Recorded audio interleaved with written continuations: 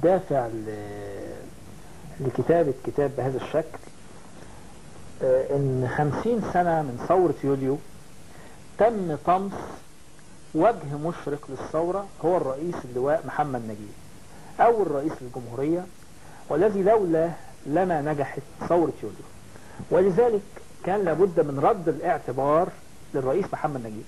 فأنا دوري كصحفي وباحث ان ادور على الوثائق وشهود العيان، مش مجرد الكلام العابر الذي لا يخلو من أهواء.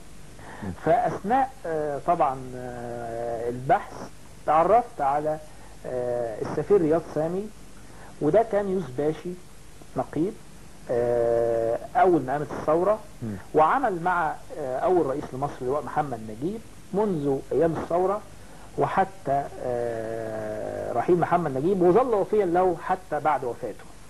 فقمت تسجيل مجموعة من الحلقات معه، وحصلت على بعض الوثائق من أسرة اللواء محمد نجيب ومن شهود العيان، وحطناها في الكتاب اللي أعتقد زي ما كتب كثير من الكتاب انه وثيقة تاريخية. جميل.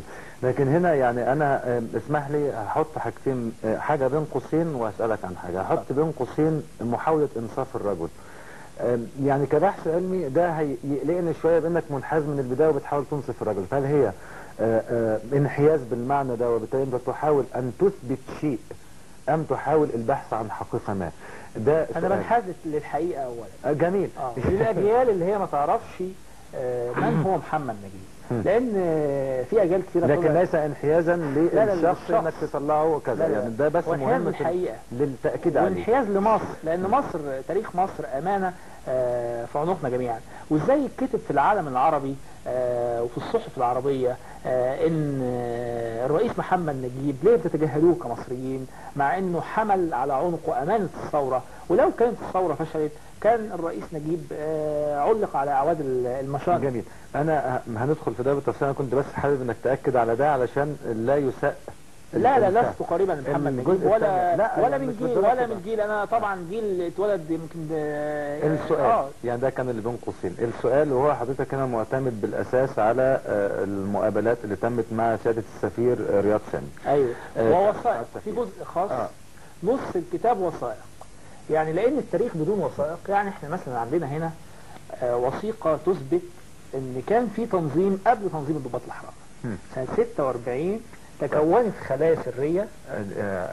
خليني انا اوجهه للكاميرا بعد اذنك. هنا ده الوثيقة. يعني سنة 46 تكونت خلايا سرية من مجموعة من اهي اسمه تنظيم ضباط الجيش، بعض الضباط من 45 49 في اسلحة مختلفة، وكان منهم رياض مصطفى سامي اللي هو عامل بعد كده مدير مكتبه، وكان منهم محمد عبد الفتاح بالفضل نائب رئيس المخابرات فيما بعد، وكان منهم ابراهيم بغدادي، يعني كثير من الشخصيات في هذا التنظيم، وعبد السلام كفافي.